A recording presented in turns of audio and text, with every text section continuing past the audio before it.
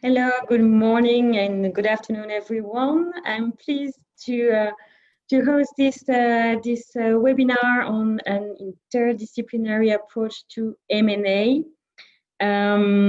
Just a quick reminder that this session will be recorded and will be accessible on the Congress platform as for tomorrow. If you have any question, please use the Q&A tool, and I will be moderating your question during the panel and ask at the end of the session, at the occasion of the Q&A session, all the relevant questions. So a quick introduction. I'm Audrey. I'm concerned in Banking and Finance Department in Stiba in Luxembourg. And I will be your humble moderator to this exceptional panel today. It is composed by Diego Gilardoni, Steve Geithler, Jennifer Maxwell, and last but not least, Lars Rederscheldes. So a few words on our panelists today. Diego, first, is an executive coach, advisor, speaker, and author, working with executive and companies at the nexus between leadership, culture, and change. He is a global business expert with a background spanning different sectors, continents, and culture. He is an associate partner of Hofstede Insight, a global culture advisory firm specializing in helping international companies become truly global. He has recently been invited to give a speech at the Recovery Summit, the first and biggest virtual global event conference on the COVID era, along with Nobel laureates and some of the leading thinkers of your time. So thank you, Diego, for being with us today. Steve Geithler works at Plug and Play.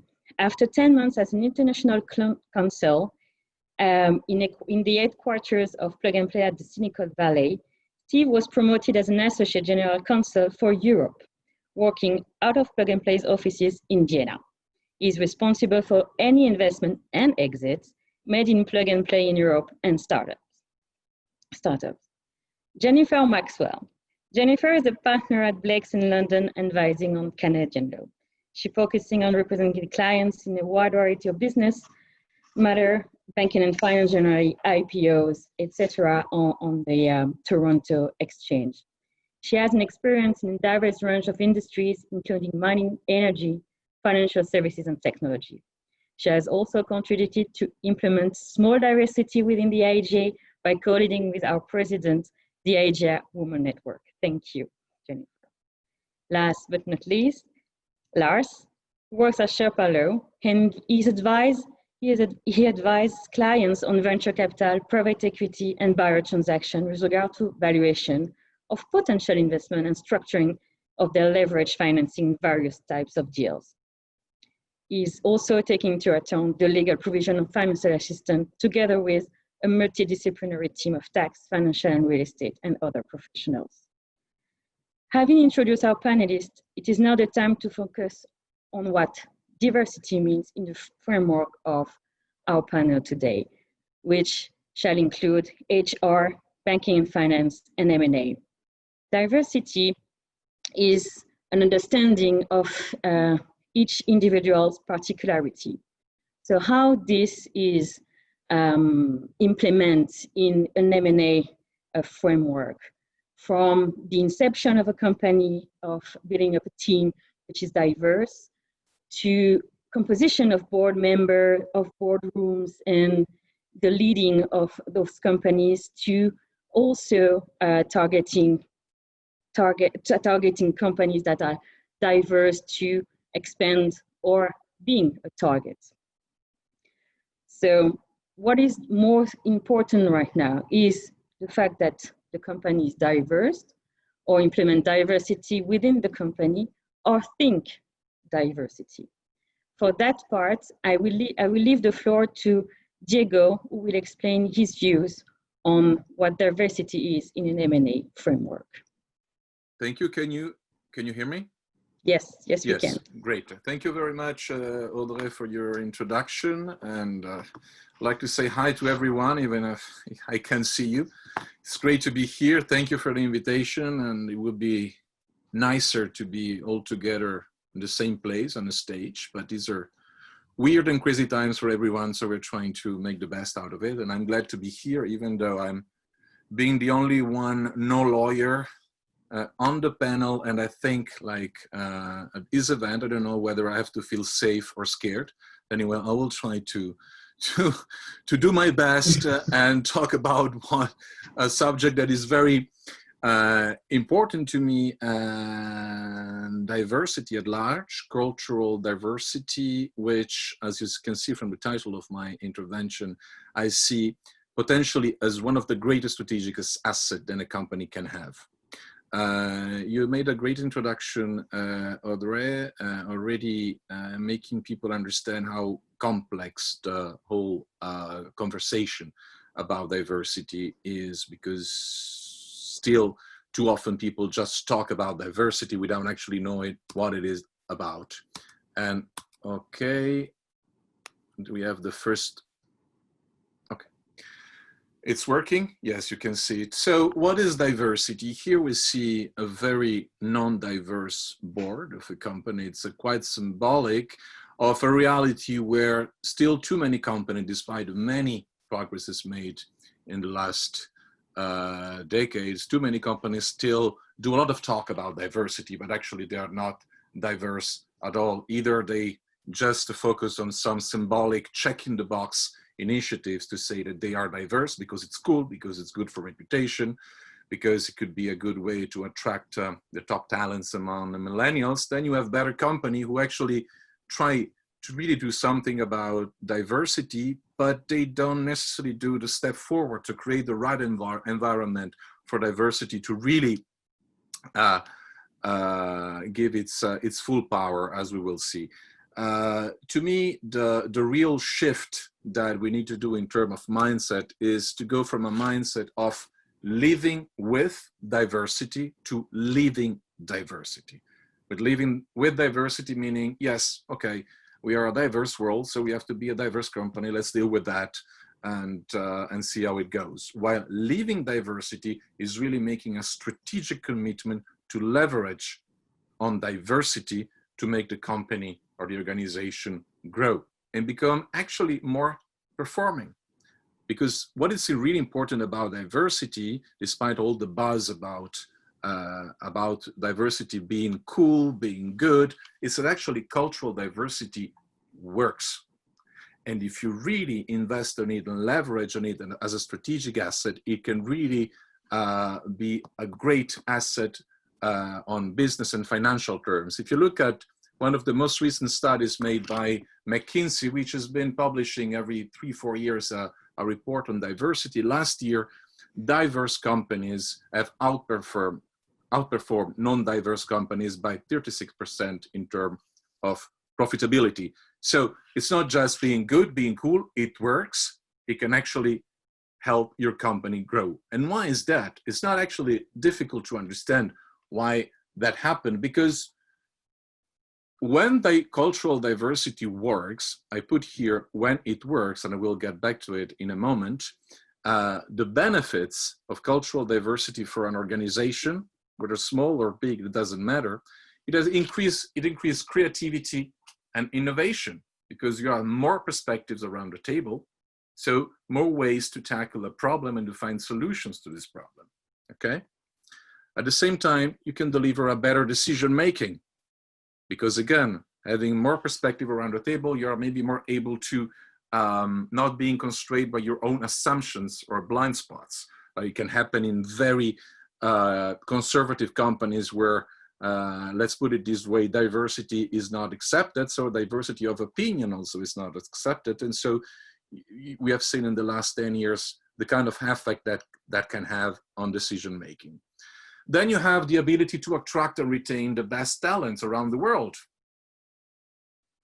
There is a new talent generation that is ready to come to your company, and the more diverse you are, the more chances you have to attract people coming from different countries and bring in different perspectives. Linked to that, it helps reduce employee turnover. The more inclusive and diverse you are, and you feel that you are actually part of a truly diverse companies, you will stay there.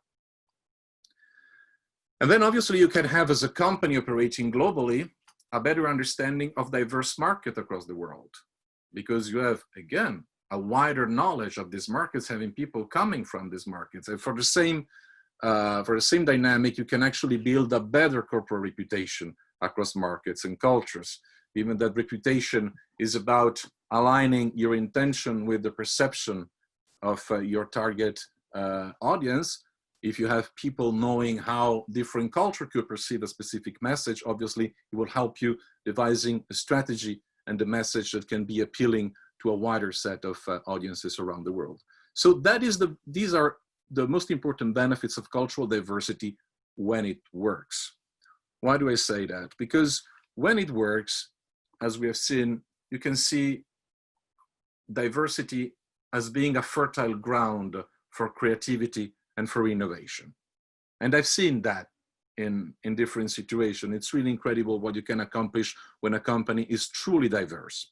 But being truly diverse means creating the right environment for diversity to be effective. If you don't create this environment, well, you face a landmine, because cultural differences within any kind of organization, if they are not structured with a strategic mindset and based on a cultural intelligent program, they are a very dangerous minefield. And I guess that any one of you who are listening now had this kind of experience sooner or later in their life. Let's think about putting diversity as a game where people play the same game but bringing different rules. It's not going to work. Can you imagine 11 players, soccer players, playing by different rules, playing Monopoly like in this picture? Is not going to work. In order for diversity to work, you have to be around a table, think together how to build a new set of rules by integrating different perspectives and creative a new set of rules, which obviously you don't do overnight, and which is will be one of my conclusions. If you really want to be diverse, you need to invest in time, money, in resources, and it's a process that takes time. But if you don't do that, this is the situation that you will face. And actually, culture is a game. And as the former chairman and CEO of IBM, who knows a lot about culture, Lou Gersner, said, culture is not just part of the game, it is the game. And in order to learn to play this game, it takes time and effort. Look how this game can be difficult when you ask senior executives from the Western world, like in this case, it's a survey made by PricewaterhouseCoopers. Cultural differences is always on the top of their concerns. And I guess, again, that many among you had this kind of experiences. So culture is everything but a fluffy thing. It's very powerful. And if you underestimate, the consequences can be very hard and not soft at all. Actually, when we talk about culture and cultural differences and how to integrate them together within a new context, we have to realize that everything is about what is normal. And what is normal for me, which is something that I have subconsciously acquired during my early life and then developed during my adult life. What is normal for me is not necessarily normal for you or someone else coming from a very different cultures. And so as long as we don't recognize these differences, as accept as they are, and increase our awareness about our own normal, why is it that something normal for us and not for someone else, diversity is not going to work. It's important really to go into a process of awareness building that starts from our own awareness of who we are and why we act, we communicate and think in a certain way. And as a second step, we can understand why other people act in a certain way. And this is crucial when doing business or managing people across cultures, because it's the difference that the famous management guru Peter Drucker made between the what and the how, meaning that managers of companies and organizations around the world do the same thing, but the way they do it is very different and is actually shaped by their tradition and their culture. Think about the different dynamics within a company or an organization that can be affected by cultural differences, whether it is communication, interpretation of corporate values, righteousness, honesty, openness can mean very different things from different cultural standpoints. What it means to negotiate, to manage people, organization. Let's think about, for example, for the people coming from very matrix style organization. Matrix, it doesn't work very well in most countries in the world. Well, the culture is not individualistic and flat like it can be in most countries in the West. The way you evaluate people change depending on the cultural context. The way you lead people also change depending whether you are in China, in Vietnam, or in Germany. Certainly, you don't lead people in the same way. One of the most interesting aspects about cultural differences and about leadership, managing people, managing companies is, for example, how to deal with uncertainty. I think we have people coming from Germany, from France, or from Italy here, and I think that some of them might recognize what they will see now. Since humanity was born, humans were facing uncertainty. We don't know what the future might be, so we have to develop ways to deal with this uncertainty and have the feeling that we can actually control reality. And as you well know now with COVID-19, being able to manage uncertainty is a skill that is becoming more and more important. There are cultures where in order to manage uncertainty, you compensate with a lot of structure, a lot of data, a lot of order. There are other cultures where you do the same by creating a lot of laws, norms, rules. This is a way to think that you're able to deal better with uncertainty. Then there are cultures that are more cool when it comes about that. Let's take about an example as a Brexit. It would have never been possible in other countries where dealing with uncertainty is much more difficult. And then you have like other cultures where it's really tomorrow, inshallah. So trying to think about putting people coming from this very different culture together around a table without being prepared and work on a project together is not going to work. So this is diversity. It doesn't work because you don't put the right process and practices in place. I give you another example, and this, what I'm going to show you, is based on real life examples and based on data developed by intercultural management theories and processes. On the left, you see action. Below, you see time. It means that the time you take, depending on the culture you are, between the decision-making process at the moment when you decide to act on a project or an idea. So here we have the German and Austrian way, okay? Usually when I have a room full of people in front, people are laughing. I can't hear you, but I'm sure some of you are smiling. Then you have the American UK way. Then you have the Chinese and the Dutch way. And then you have the Belgian, the French, and interestingly enough, the Polish way. So this is obviously partly a joke, but it's reflecting reality. And once again, you can imagine that this diversity, if not tackled in a strategic way, will not lead any organization very far. Another example about how impactful cultural differences can be is about building trust. How do you build trust? And I'm talking to hundreds of lawyers today. Trust obviously is the bloodline of business, and for many of you, contract is the way to build trust. But that's what I heard from Chinese counterparts when I was working in China representing a European client. They said, if they want me to sign a contract, it means that they don't trust me. I cannot do business with them. Because in many countries, especially in Asia, you don't build trust by signing a contract. First, you build trust through personal relationship, and then you sign a contract. I don't have to say to you how complicated it can be when you have to negotiate across different cultures.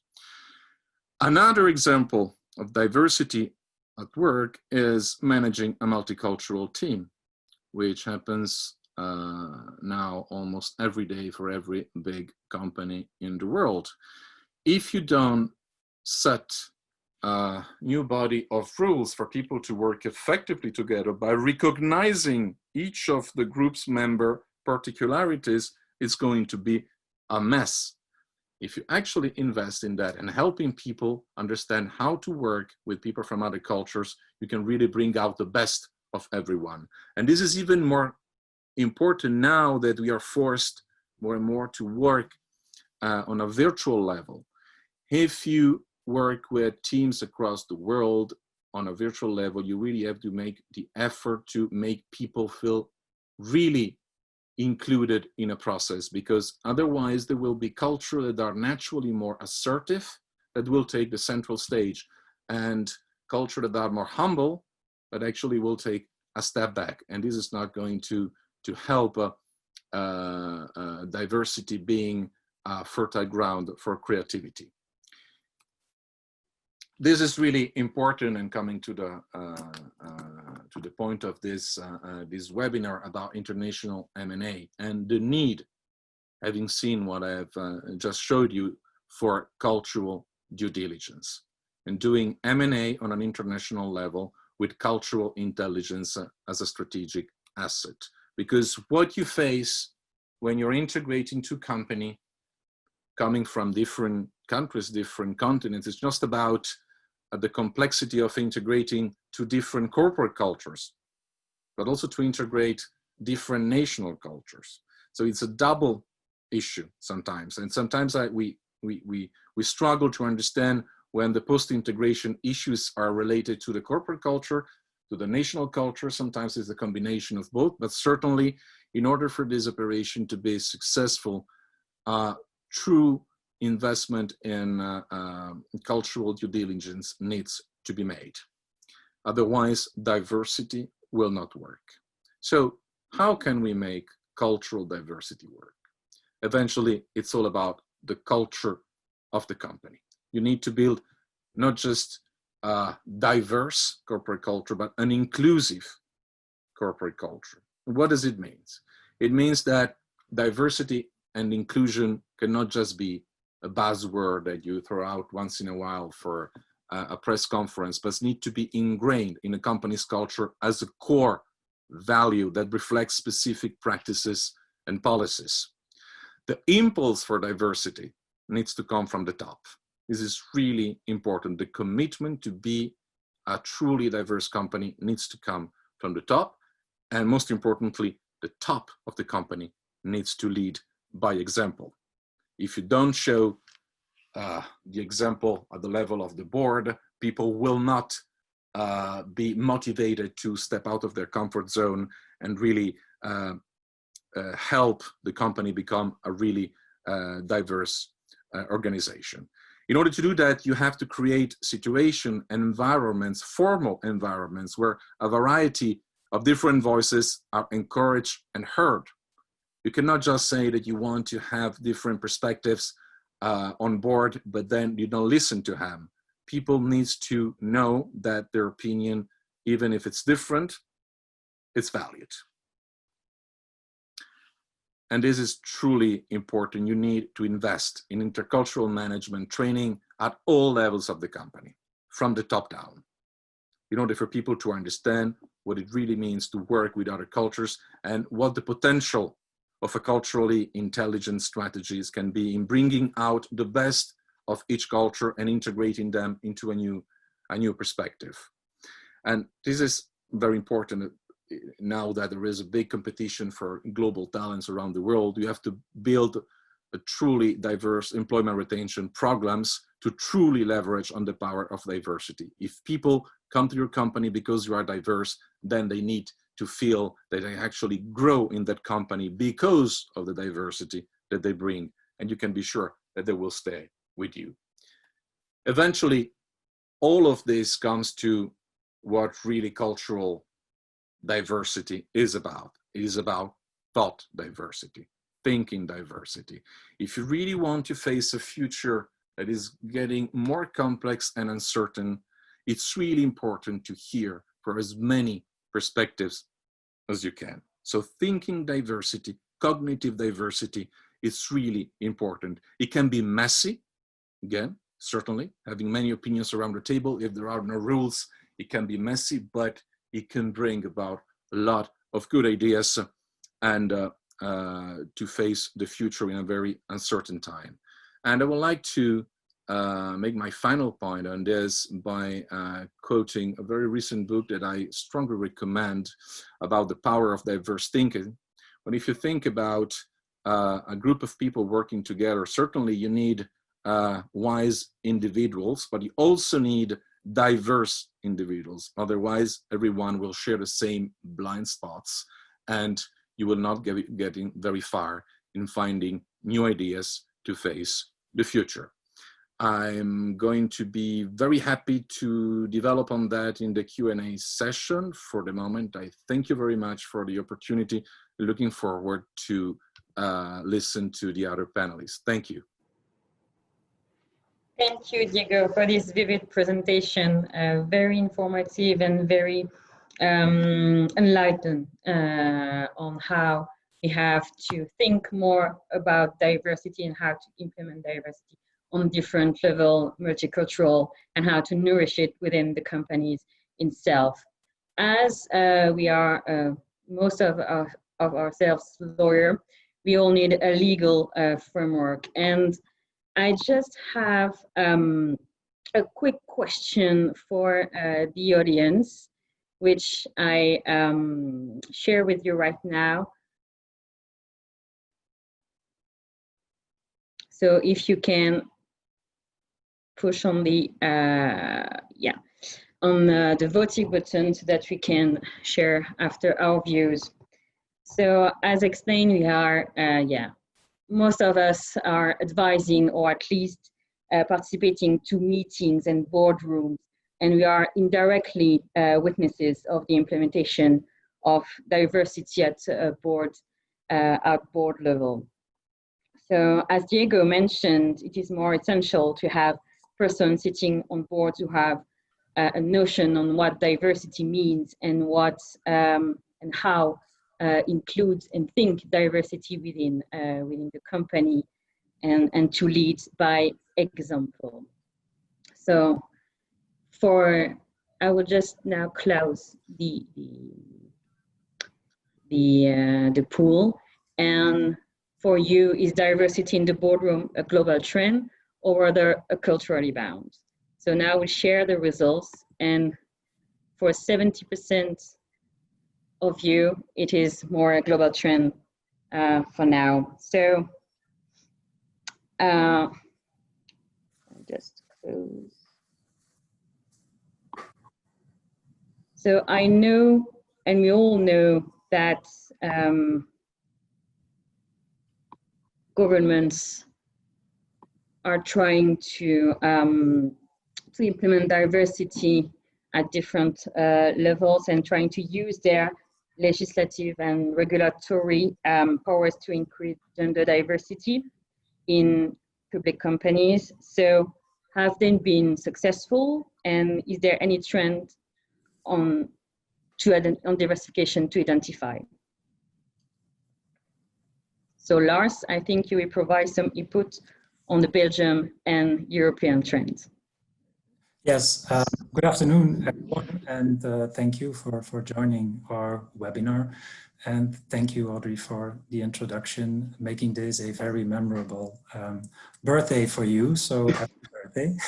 We are not going to sing as promised, but yes, as Diego pointed out clearly in his presentation, introducing like diversities related to this webinar involves processes to encourage it throughout the world, and it might be different depending on where you live, and that's why the outcome of our poll is quite interesting to see that the large majority of the participants in this webinar think it is a global trend, and it is, like for a minor part, culturally influenced.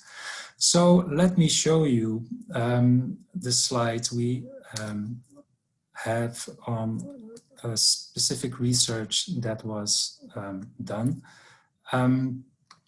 by, in this part, some independent researching institutes showing how it relates towards the gender diversity only. Clearly, diversity is much more than gender diversity, but gender diversity is something that has been a hot topic for almost a decade, at least, now followed by diversity on other levels as well. But the presentation, and specifically the graph on the right, shows the percentage of women in boards, or boards of listed companies throughout the world, and where you can see that there is a huge difference between Norway, who is leading the pack, and in this graph on data on 2018, and Mexico. So we have reason to believe that there might be some changes in 2020. So these percentages will have changed for sure, but it will not be that gigantic.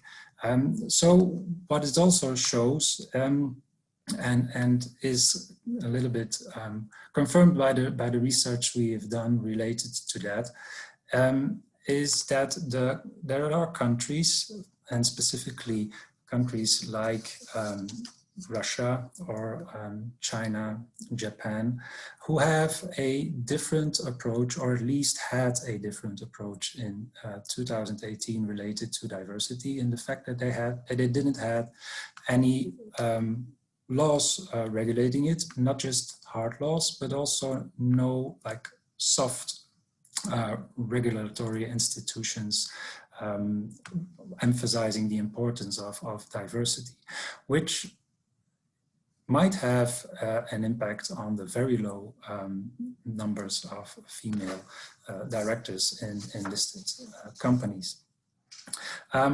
In other countries, for instance, my own country, Belgium, it had a different approach, since we have in our Belgian Companies Code the mandatory obligation for listed companies to have at least 1/3 of directors of listed companies being of a different sex.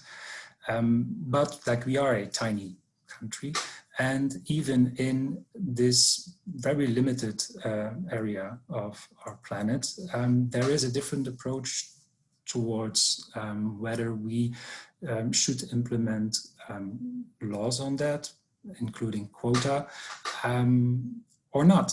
And for instance, the Netherlands, they have chosen for a different approach, not including those quota a couple of years back. We don't have the data up to date until today, unfortunately, but at the same time, when Belgium implemented the mandatory rules, the Netherlands, they chose not to include any quota, but have a more soft approach and encouraging their listed companies to make the shift. So it actually confirms what Diego said in his presentation, that it is influenced by cultural aspects as well. And it's not just in Belgium or the Netherlands, it's also had its influences throughout Europe. As you can see, the graph includes lots of European countries. And for sure, that was to some extent caused by the discussion that was held in the European Commission at the time when the European Directive on Corporate Governance for listed companies was introduced, and that was in 2013. Prior to that directive, there was a very vivid discussion on whether or not already some quota on gender diversity should be introduced. And it was actually because of some opposition from some countries, and more of it were like more northern European countries, not the Scandinavian countries, obviously, and the UK, who were opposed to the implementation of quota. That was the main reason why it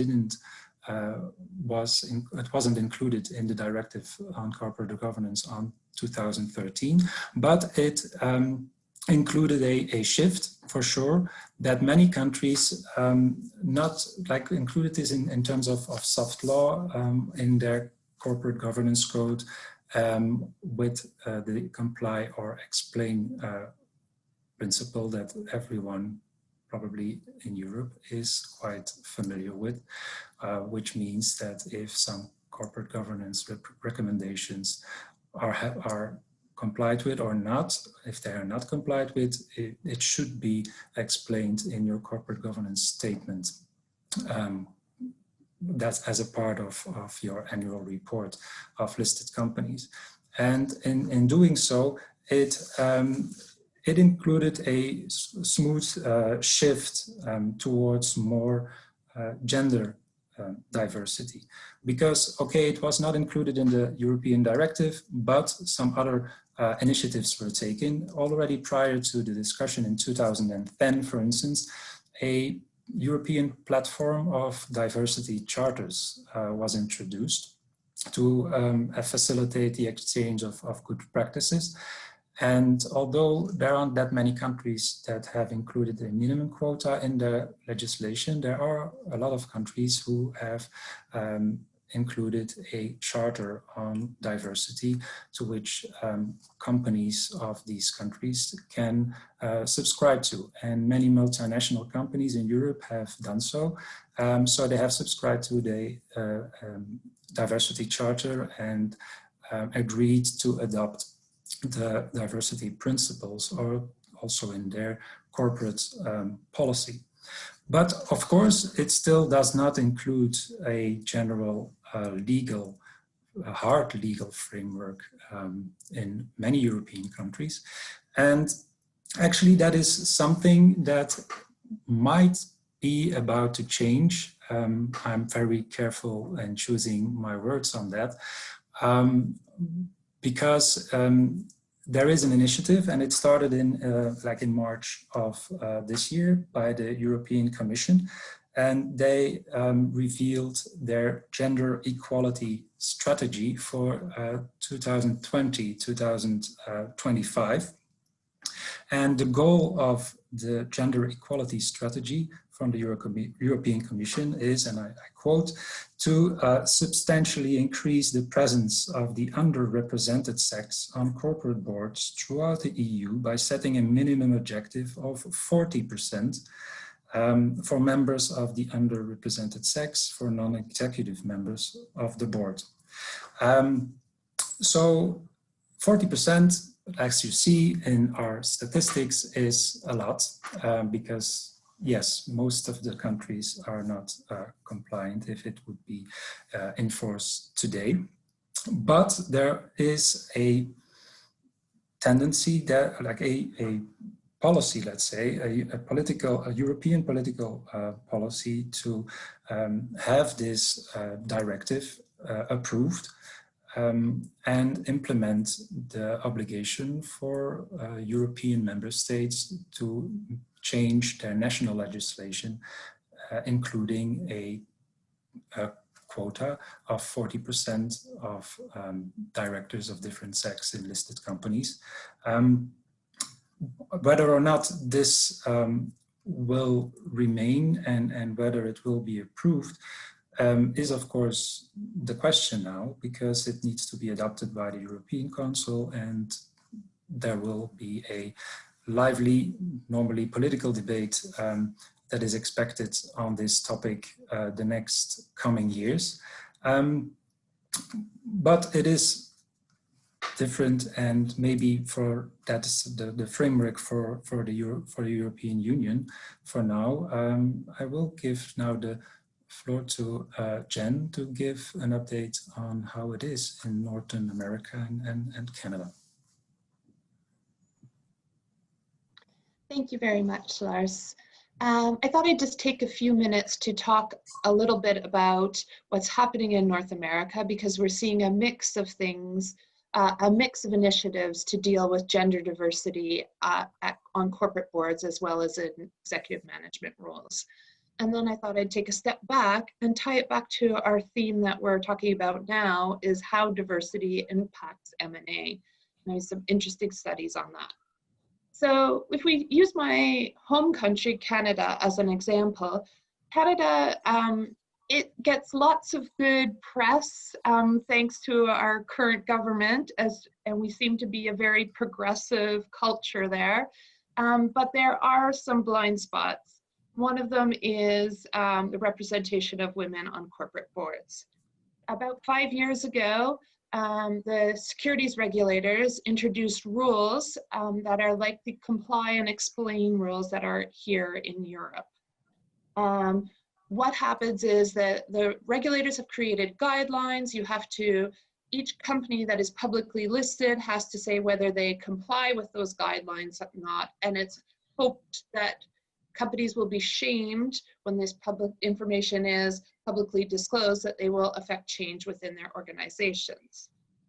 Every year, the regulators do publish the results, and we have seen some change, but it's not as much as had been expected. When this was first introduced on the larger public company boards, which are the focus of this regulation, it was about 11% of the board seats were filled by women. As of early this year, we're now all the way up to 17%. So there has been a change, but not up to parity. There is some possible movements in that when vacancies come up, over a third of them are being filled by women. But if you do the math, that's just not enough. So other jurisdictions have taken more of a stronger approach. We've always talked about Iceland, and we've had this in place for ages, but it's really interesting to look at the US, because this can be controlled at the state level. In California, in 2018, it became the first US state to require female representation on boards. So in order to, the companies that are affected by that are ones that are publicly listed and that have a headquarters in California. The headquartering is particularly interesting because it means you don't actually have to be incorporated in California, but just if you have your headquarters there, you're caught by this rule. The rule says that right now you have to have at least one female director on your board, but as of next year, that's going to increase to 2 if you have 5 directors and 3 if you have more than 6. So over the past couple of years, you may have seen some media reports on this, where there's been a flurry of activity trying to get more women onto those boards. And it's been really interesting to see that people have had to go outside their usual pool of candidates. The usual pool of candidates would have been CEOs of other companies, but because there's not that many, they're having to look at other skills, other roles, people who may fall outside of the normal preconceived ideas of who a director should be. So that's very promising, and we've seen a lot of shifts there, so much so that 5 other American states are following their lead. So I guess in North America, much like in other regions of the world, we have a mixed approach, and it sounds like the will is there, but perhaps the impact has not yet been felt. So I know a lot of the people watching this are M&A practitioners or banking lawyers, and so they all like their numbers. And so what we tried to do is take a look at not just talking about the societal changes and why this is an important issue from a societal perspective, but also to see how it impacts profitability and company success. So there's been so many reports, and I'm sure a lot of you have heard about how having women on boards increases your profitability. It increases focus on risk management, thereby decreasing risky moves. But what I found was there is a really interesting study that came out just this summer that tried to link M&A success to the diversity that you have at your board level. what the report did was it looked at 200 recent M&A deals. And obviously they had to look at public deals because that's where the information is available. And then what they tried to do is to control for other factors like the profitability of the company, their corporate governance structure, etc., and try to really narrow down on linking the diversity on the board to M&A success. And two of the key highlights that I wanted to discuss with you today is the first one, which was about bid premiums. So bid premiums are the difference between the share price and the price that the acquiring company actually has to pay for a company. And they were able to prove that for every female director on the board, your bid premium decreased by 2.9%, thereby making immediately the M&A transaction cheaper and therefore hopefully more successful in the future. The other interesting point that they looked at was bidder returns, meaning that the jump in share price that can't be attributed to other factors, but are solely attributed to the M&A transaction. They said that they were able to prove that the bidder return increased by 3% for every single female director on the acquiring company's board. So those are numbers that we have to consider. Obviously, these relate to larger public acquisitions, but there's not necessarily any reason why those types of dynamics wouldn't work in the private setting as well.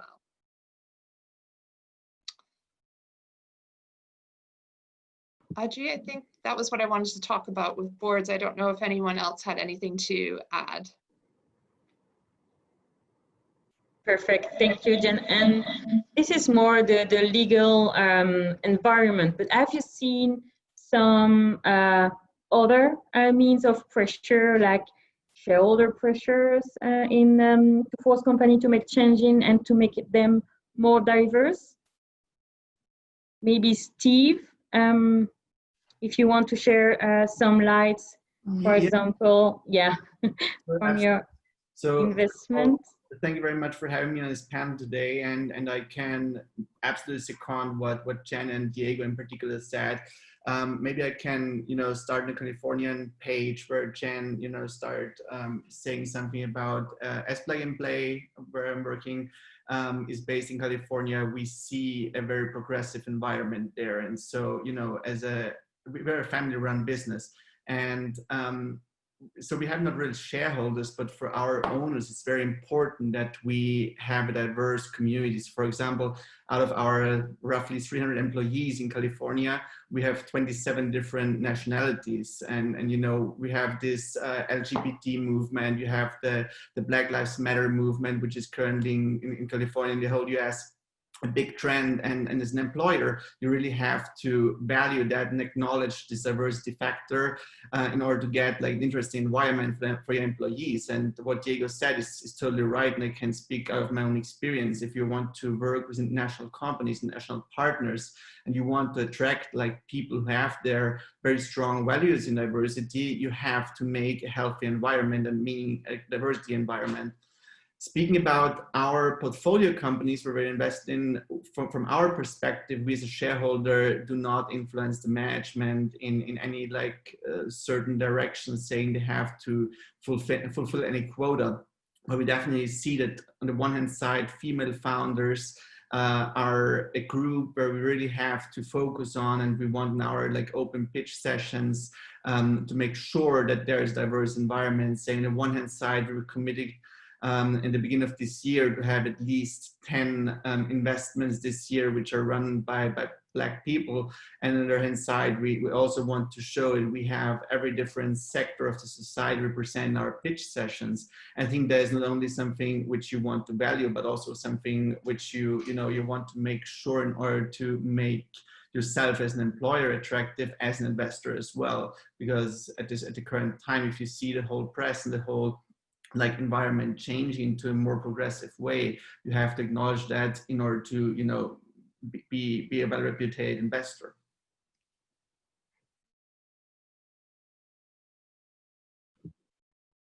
Thank you, Steve. And Lars or Jen, would you like to share also some other trends or other external pressure?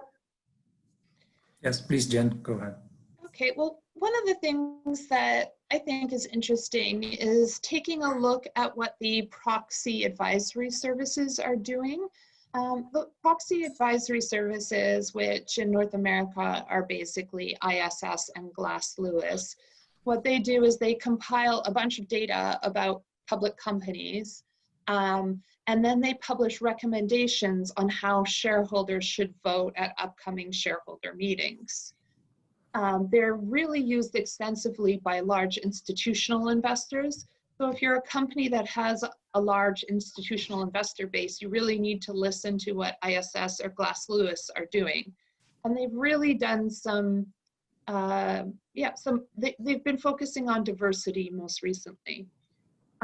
For example, ISS is now advising shareholders to vote against the reappointment of nominating committee chairs as well as members of nominating committees if there are no female directors on the board. The rationale being it was up to these people to make that change happen and they didn't, so it's time for them to move on. They're also talking, a lot of shareholder activists have been putting pay equity shareholder proposals on the table, asking companies to disclose their pay equity numbers. Now, Glass Lewis and ISS are supporting those initiatives quite often. And an interesting development has happened with respect to diversity in other ways.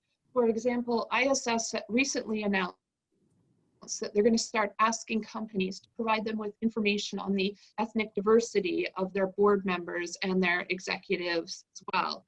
And the assumption is that they're going to use this data to develop further recommendations, which in turn the largest shareholders usually take on.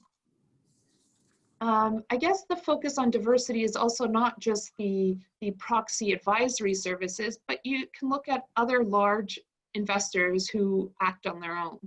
Like a really big investor, which Steve will be familiar with and many of you will be familiar with, is Vanguard, which takes all the investments of retail investors like you and I, and they clump it together. I think they have over 6 trillion in assets under management, and so they are a large player.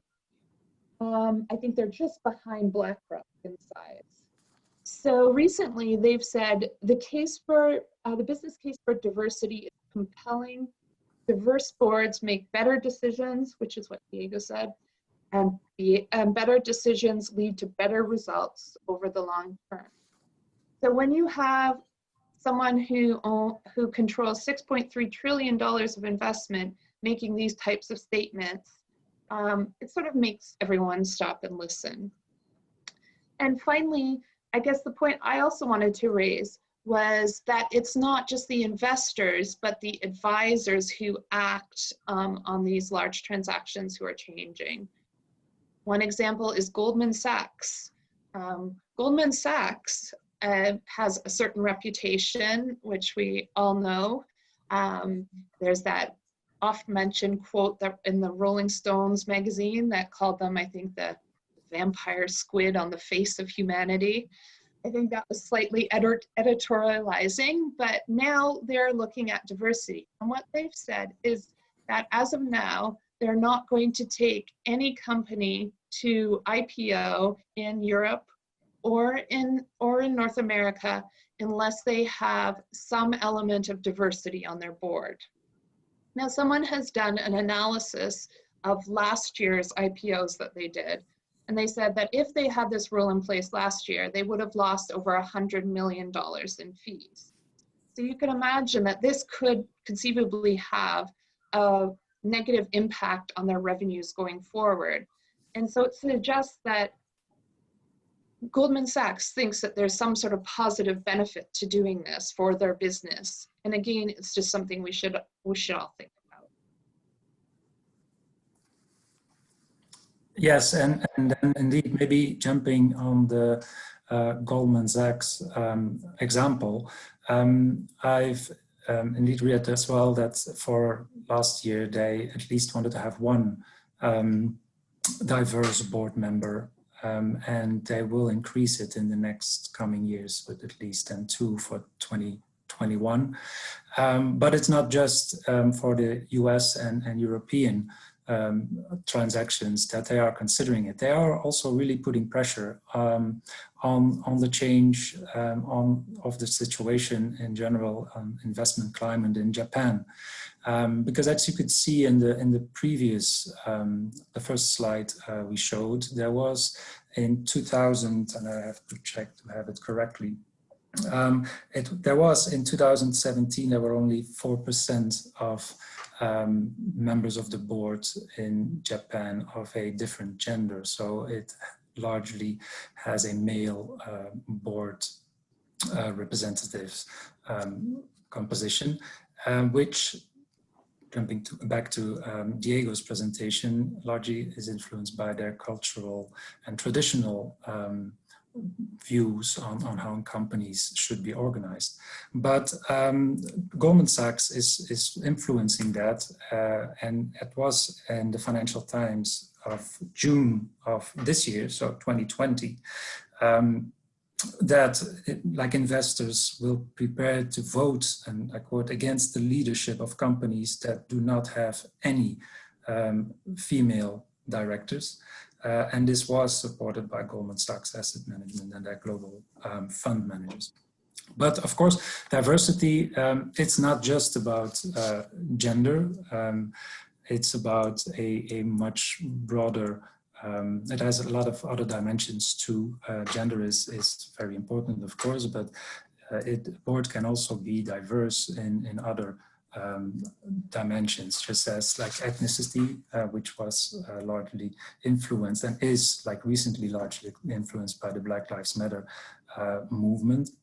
And because of that, there was also some research, because it's so recent, there was only little research that we could find, but the Harvard Business Review, they checked that in boards of directors of S&P 500 firms, 37% of those firms did not have any Black board members in 2019. And it's even in smaller companies, it was only 4% of board members that had a different ethnic background in the US. So which is really almost shocking to notice. So ethnicity is definitely gaining importance. Other dimensions are like age, of course, geography, independence, and skills, expertise, and so on, which are all important for a company, and that is like important to know as well, not to create a short-term value, because that is something that might be a little bit different sometimes, or difficult sometimes for companies to implement a diversity culture. It is to create value in the long run.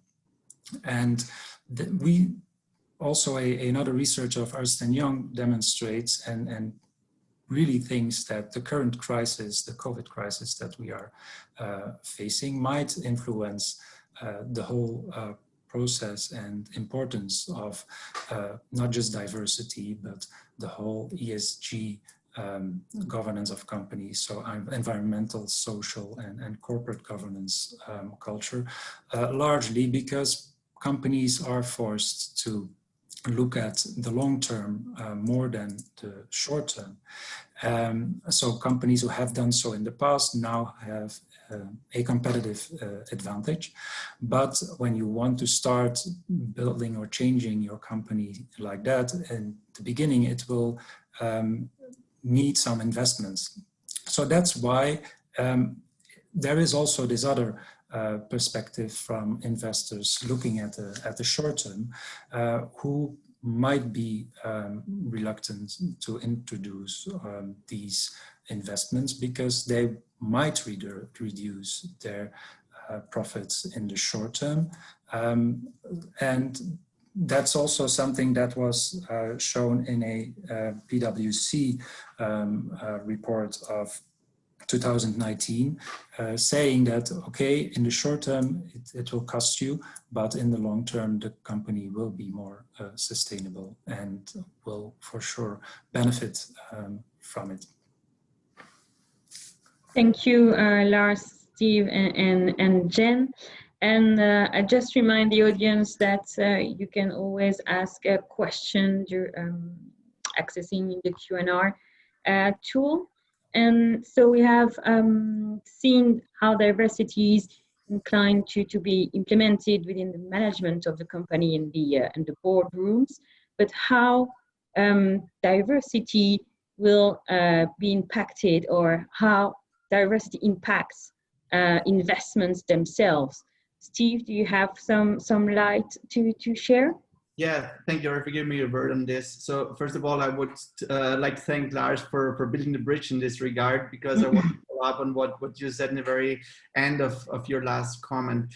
When you said that investing in diversity is something which very likely pays out in the long-term run, I totally agree with you on that. And that's exactly what, is different for a venture capital fund and for a private equity industry, because on the one hand side, as the management company, you can invest your own money, and we, for our family office, for example, are exactly doing that, and having, like, as I mentioned before, more than 25 different nationalities in our employee structure, and in investing our family office money in minority ethics in like startups. But the problem is, if you're managing, if you're a private equity or a venture capital fund, investing money from investors, not your own money but for investors' money, you have to look into the short-term return investment. And in this case, it is from a legal side and from from a due diligence side a very hard decision.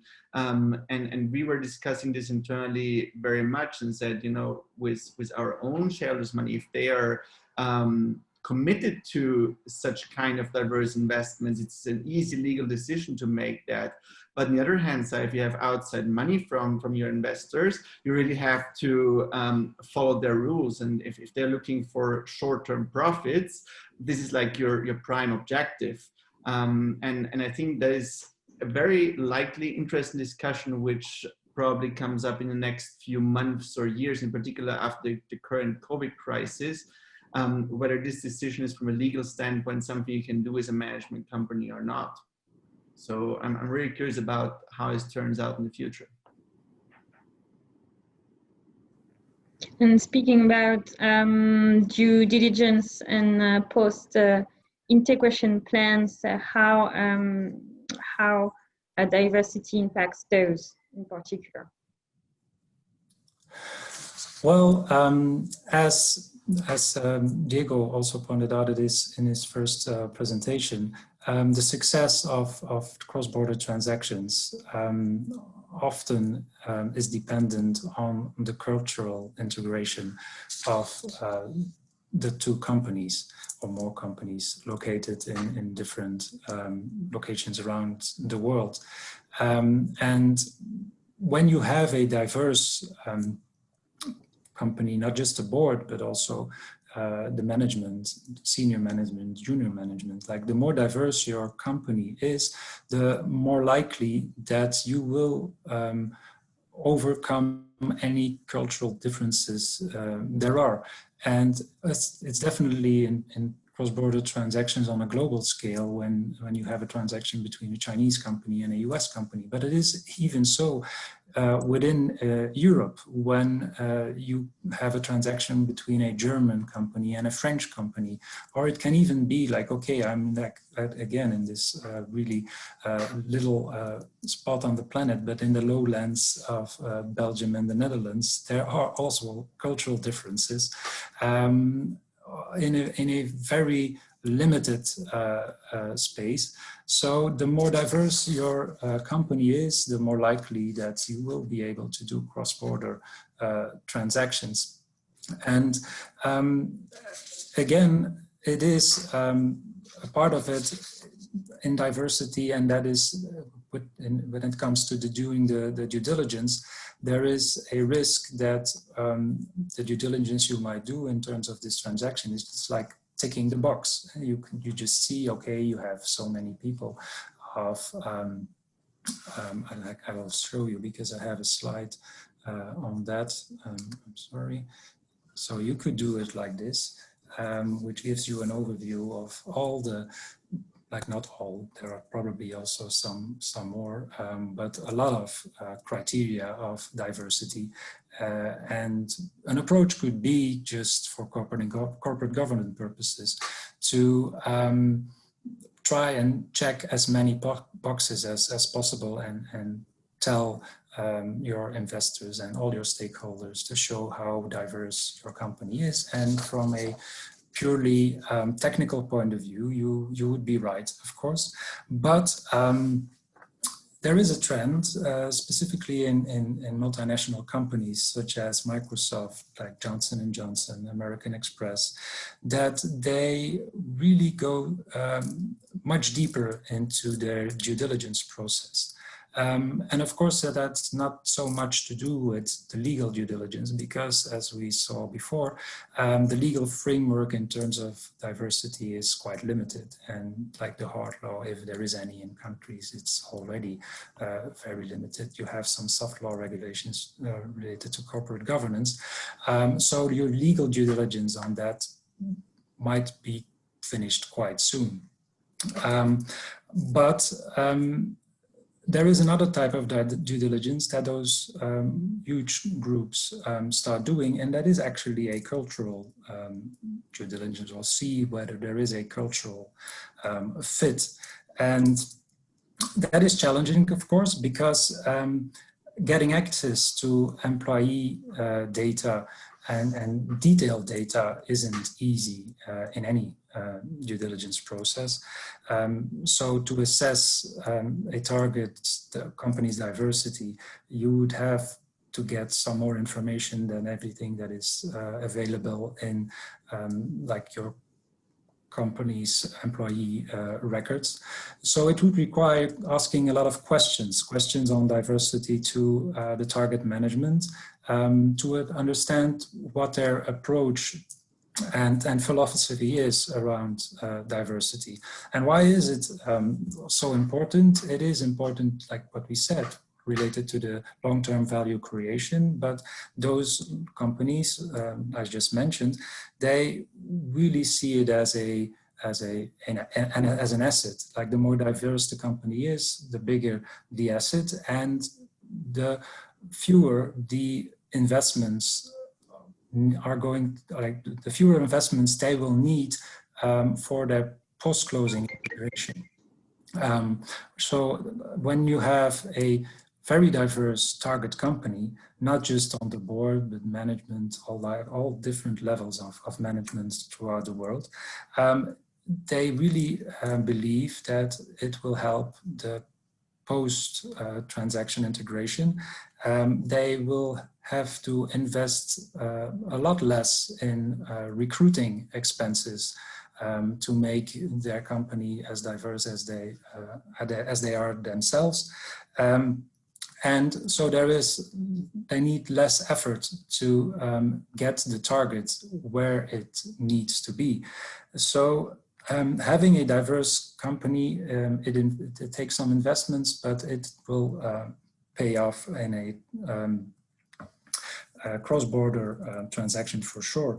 So there is this new type of due diligence that is being introduced. It's not just on diversity, but it is diversity as an aspect, as I mentioned before, of the environmental, social, and corporate governance due diligence. And that is incorporated in the valuation of the company, like Jen pointed out with the examples she gave from the hard facts on the profits that could be made in terms of IPO when a company is diverse or when it isn't. And so based on the valuation, but also on the risk assessment for the future success of the deal.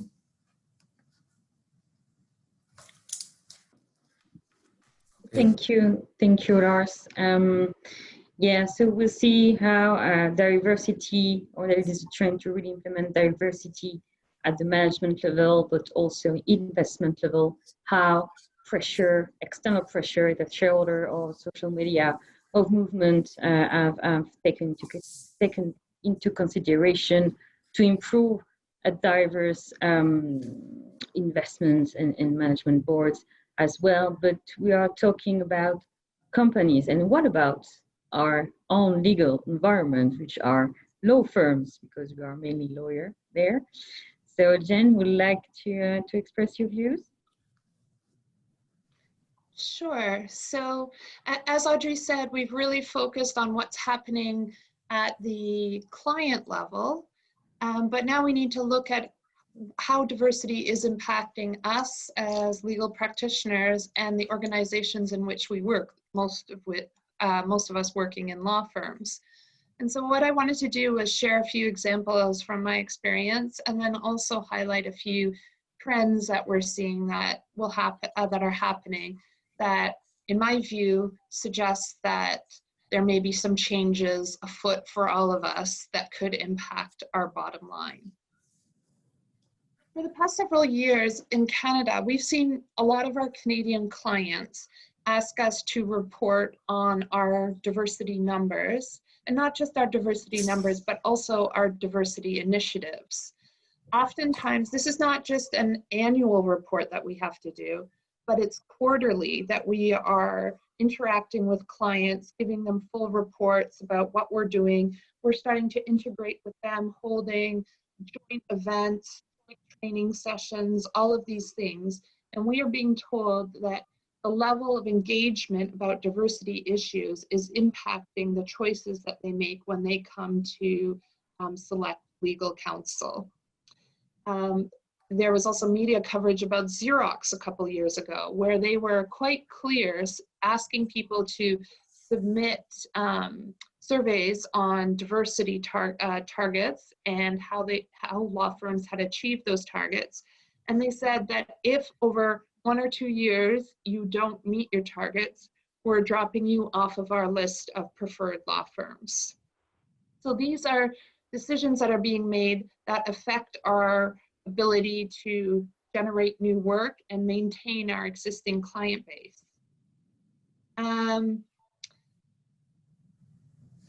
Also, anecdotally, I've heard of stories of it's not just having these quarterly reports and these surveys, but people actually submitting deal teams, and the selections is partially, at least, based on how diverse your deal team is. And it's not just about giving the list of your working group that will be participating on this deal, but they actually follow through and make sure that everybody who was on that deal team actually actively participated in the delivery of the work.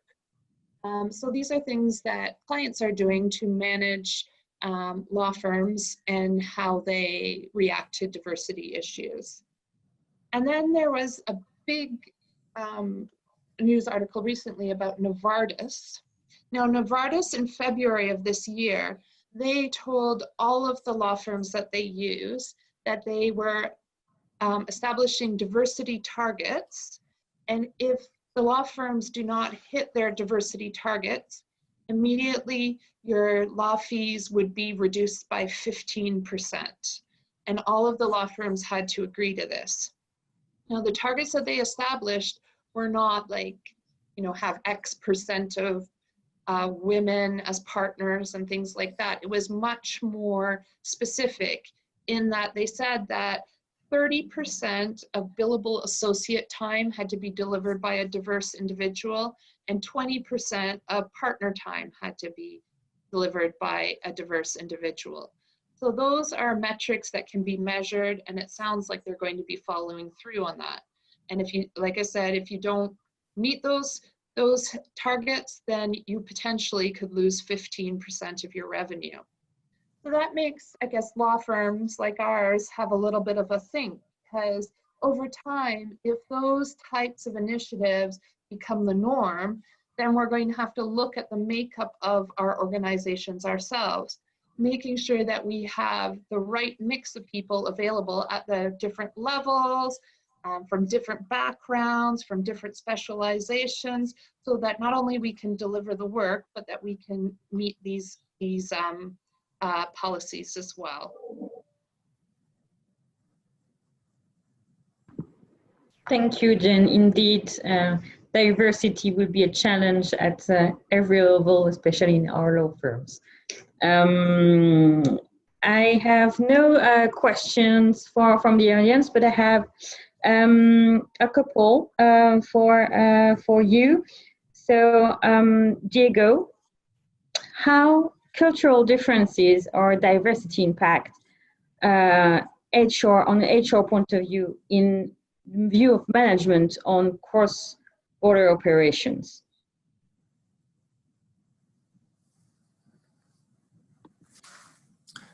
Diego, you're still on mute. You're still on mute, Diego.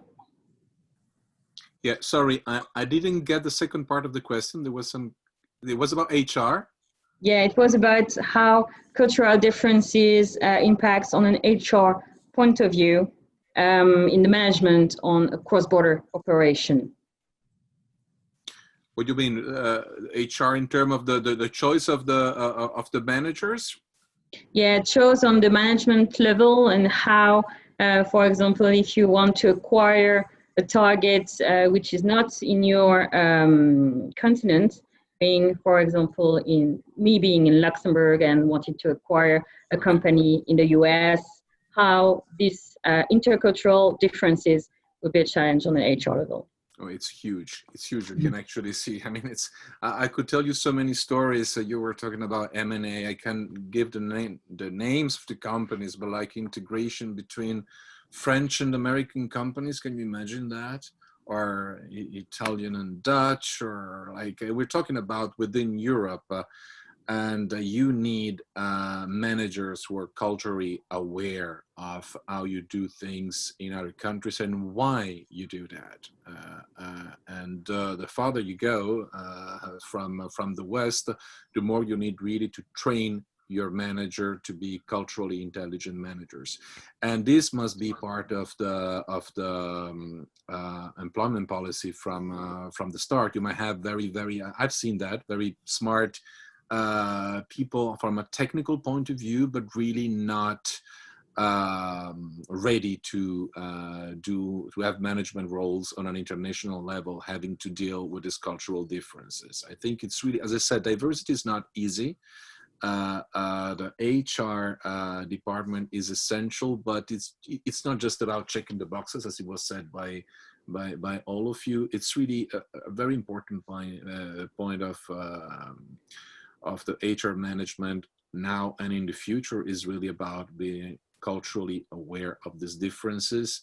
And in order to make these differences like a resource, you need to be trained for that. So it's really important. And if you don't do it, you will have problems later on. That's a given.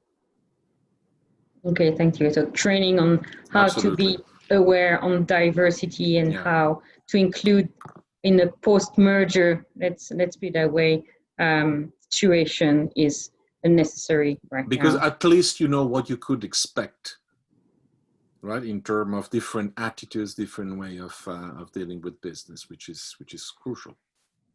Yeah, it's like the same during the negotiation, as you explained how Chinese want to build trust before signing a contract or an agreement, and which is totally different when you are in Europe or in the US, when you sign the agreement first and build the trust after.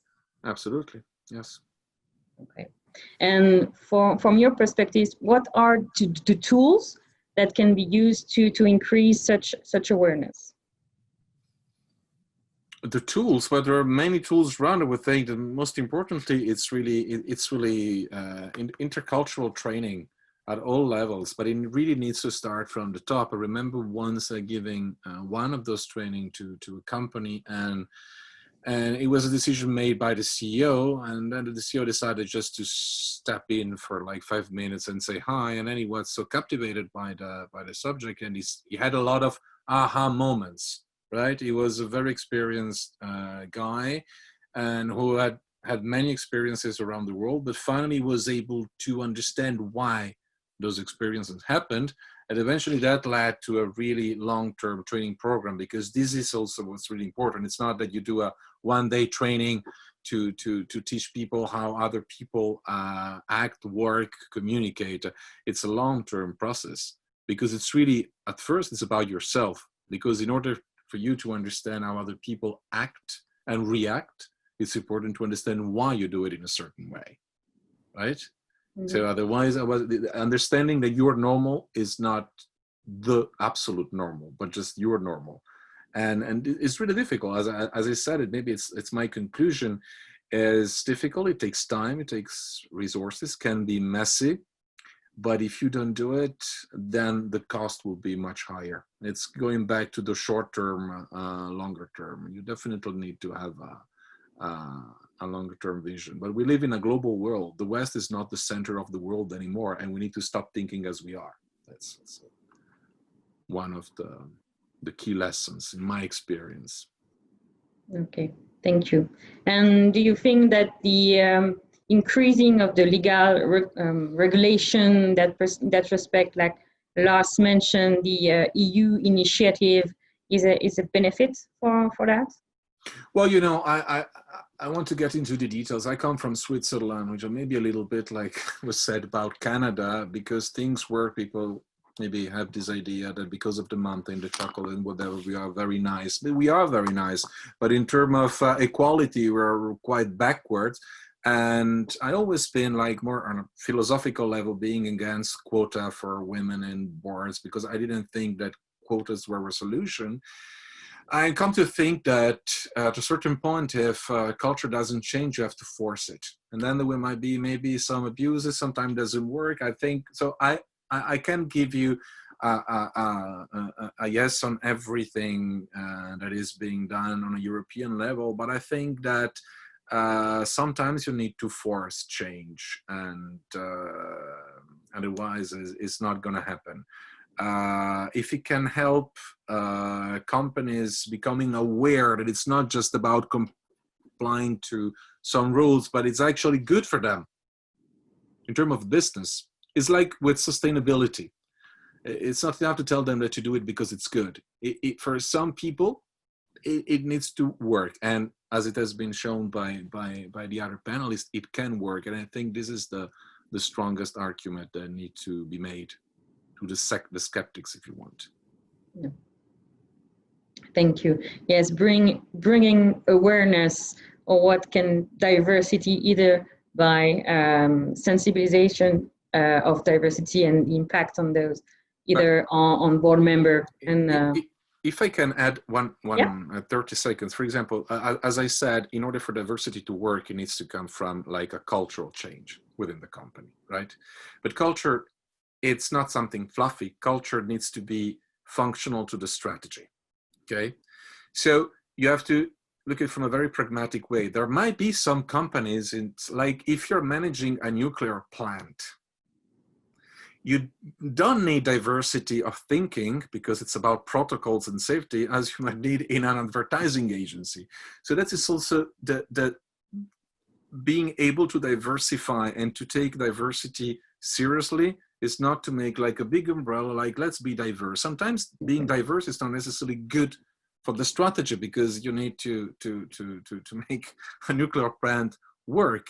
But more generally, for everything else, I think that whatever the kind of diversity you leverage on at the beginning, whether it's gender diversity, ethnicity, functional diversity, it's really about different way of thinking around the table. We have seen in the last 20 years what it can mean to not listen to other perspective and being victims of your own assumptions, beliefs, biases, or blind spots. I think diversity gives you the opportunity to open up your mind and see the world from different perspectives, and so being able also to see the risk as well as the opportunities. Thank you. And more general question, do you think that COVID-19 will have an impact on the inclusion of those goals on being diverse, either on investment or composition in board management? I'm not going to be among the people who have an answer of what post-COVID will be. I'm tired of that. What is very interesting is just to see that what we have said so far has been proven by how different governments in different parts of the world have dealt with this emergency. Different kind of leadership. And this is about culture. These are cultural differences, as you could see it, like from the way New Zealand or the US or China or Indonesia or Germany have dealt with this. Within Europe, you can see the differences. So cultures, I don't know what kind of impact this will have on inclusion. I really don't know. I am sure that there will be companies that are panicking, so they're thinking about short term, and they will have a very old normal way to deal with emergency. It means stop investing into their people instead of understanding that this is exactly the time to invest in your people, to prepare them to deal with a totally uncertain world. You can see companies doing that. So I guess that they also keep investing in diversity. I have some clients who came back from the big hole of the COVID and realized that there was still life ahead and that their people are important. There are other companies who are not doing that. I think it's this crisis is revealing who we are.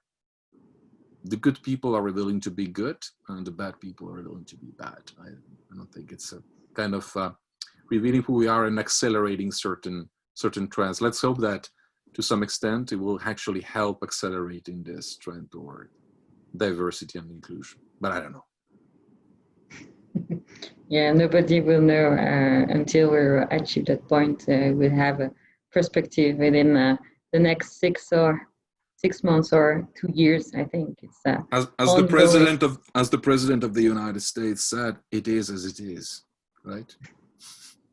So, and that's also very culturally informed.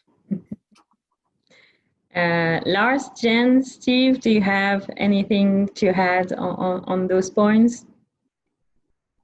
Maybe just one sentence. I totally second what Diego said in the very end. So I think we are facing a changing work environment, and I think the more progressive you are as a company, and diverse environment you make, in a more healthy environment you make for your employees, the better talent you get now. And this will, in my opinion, be the strategy for a medium and long-term run. Maybe you have to invest. Maybe you have to invest in new technologies, in new employees, in new environment for your employees. But in long term, you investing now in all different sectors will pay out.